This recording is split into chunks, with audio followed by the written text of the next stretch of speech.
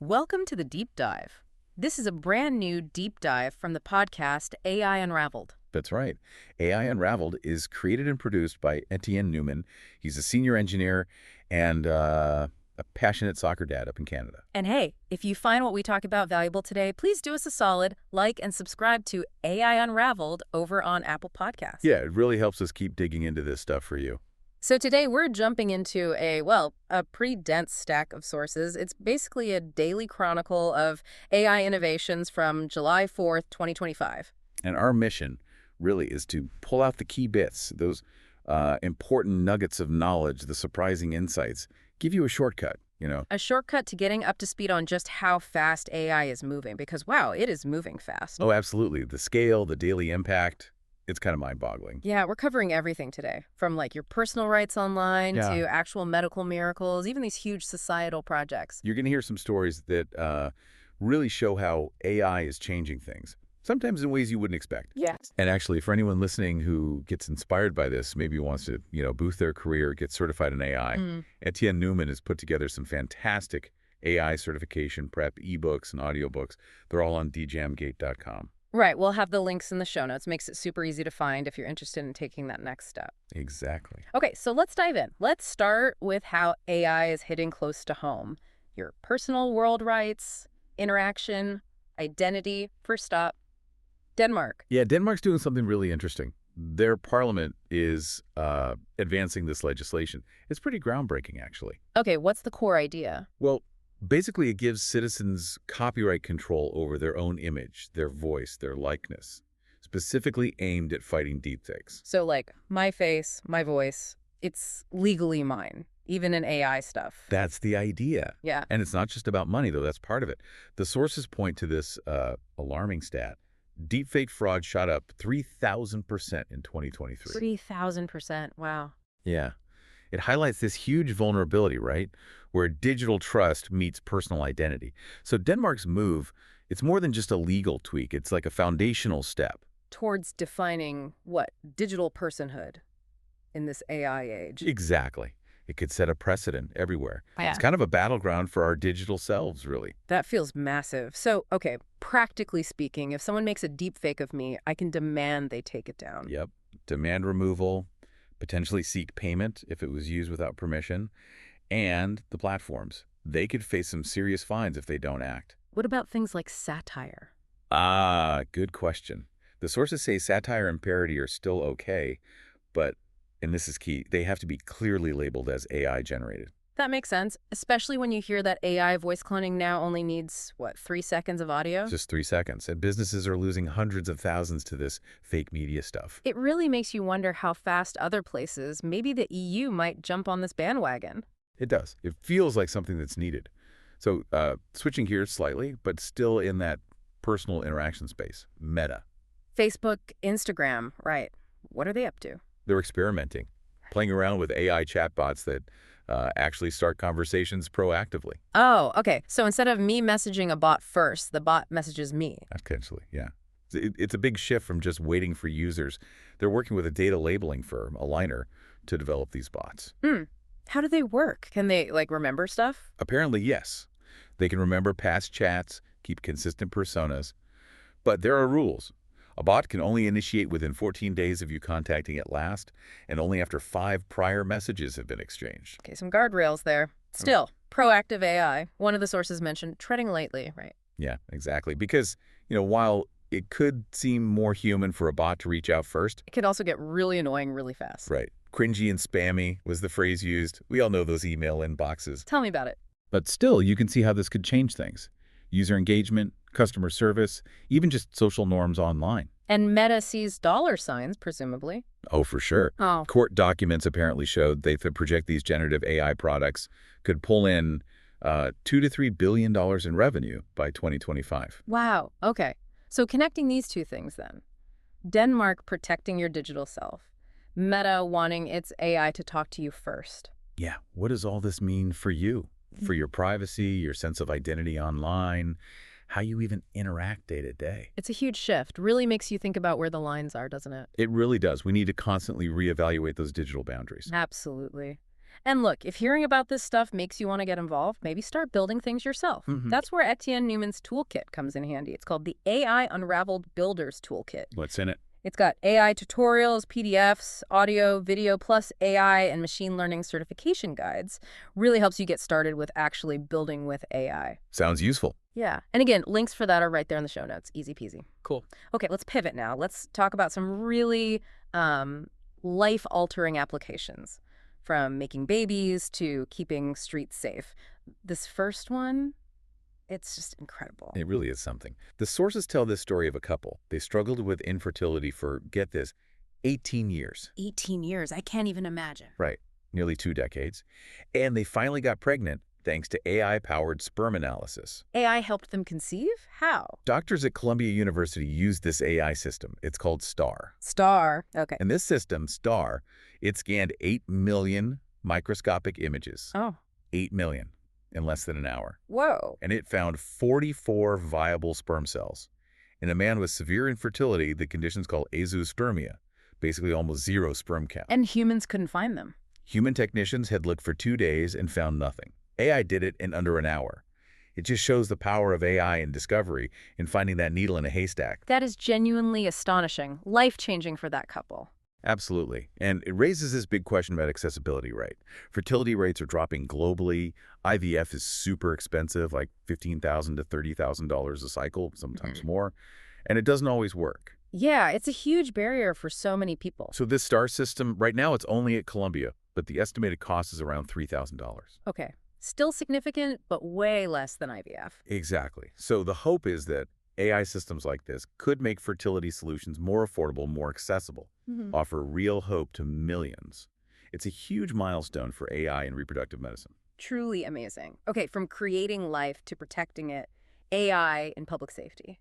Yeah, another interesting example. Arlington County, Virginia. Over the July 4th holiday weekend, they used AI to handle non-emergency 911 calls. Like noise complaints or something, not life or death stuff. Exactly, and the benefit is pretty clear, right? It frees up the human dispatchers to focus 100% on genuine emergencies. Makes total sense. Better use of resources when things get busy. Precisely.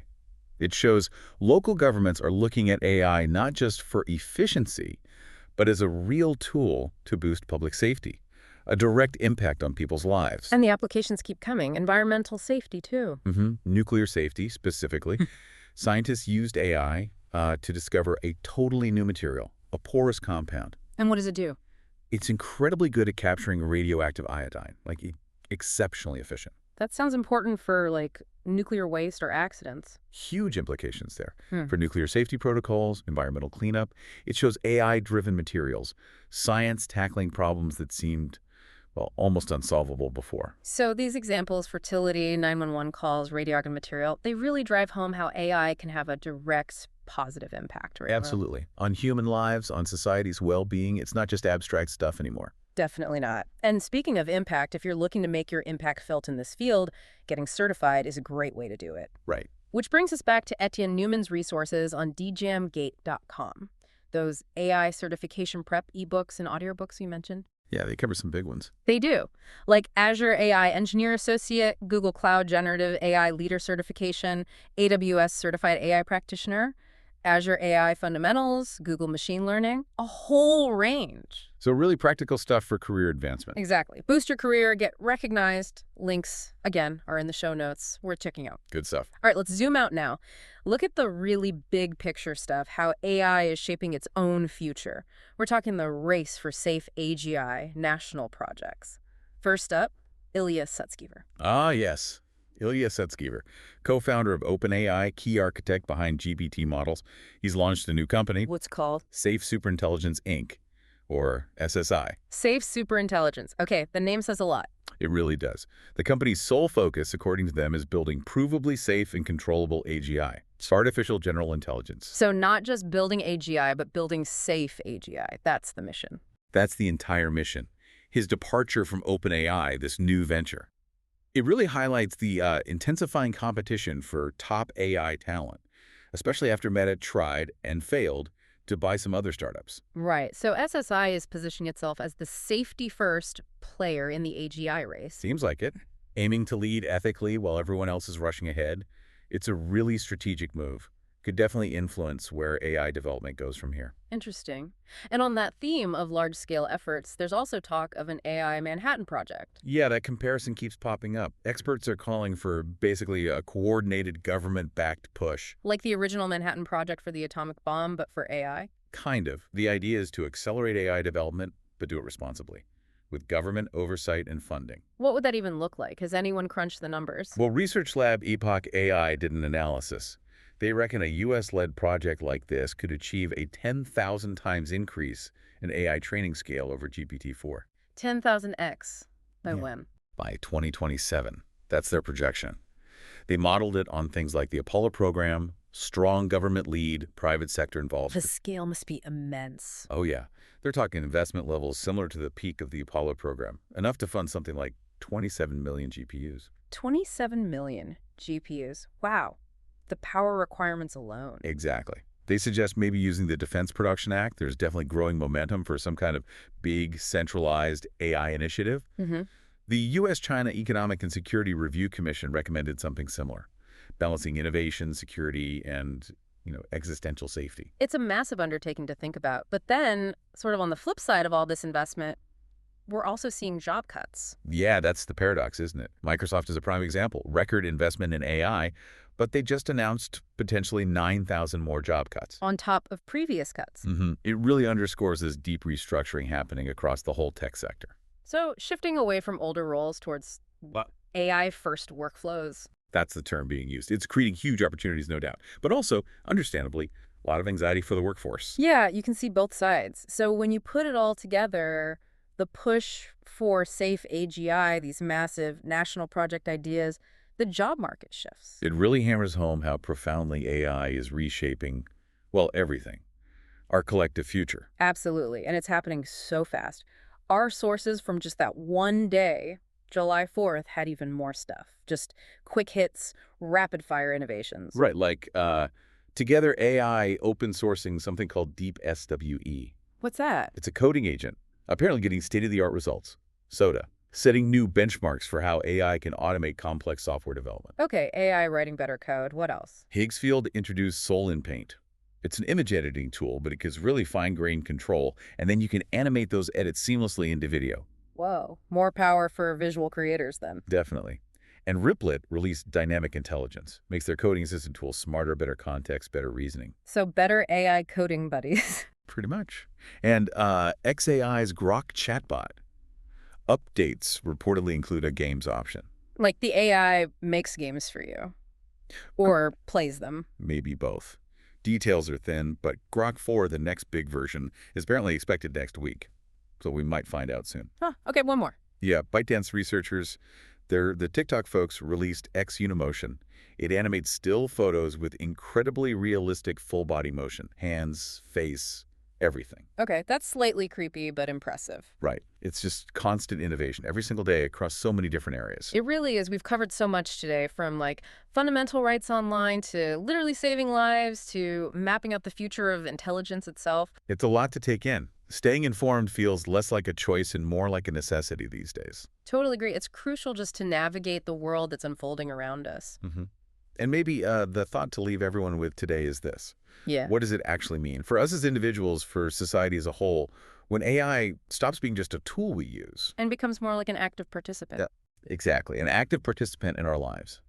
Deciding legal rights, helping create families, managing public safety, shaping entire economies. What does that future really look like? That is definitely something to chew on, a deep thought indeed. Yeah. And hey, if you are ready to chew on it more, maybe even build some of it, don't forget Etienne Newman's resources over at djamget.com. Right, the Builder's Toolkit. Yep, the AI Unraveled Builder's Toolkit with all the tutorials and those AI certification prep ebooks and audiobooks we mentioned, Azure AI Engineer, Google Cloud Generative AI Leader, AWS AI Practitioner, Azure Fundamentals, Google Machine Learning, all that good stuff. Helps you take the next step. Exactly. Links for everything are in the show notes. Makes it easy. Well, thanks for joining us on this deep dive. Yeah, thanks for listening, everyone. And please do remember to like and subscribe to AI Unraveled on Apple Podcast. We'll catch you on the next one.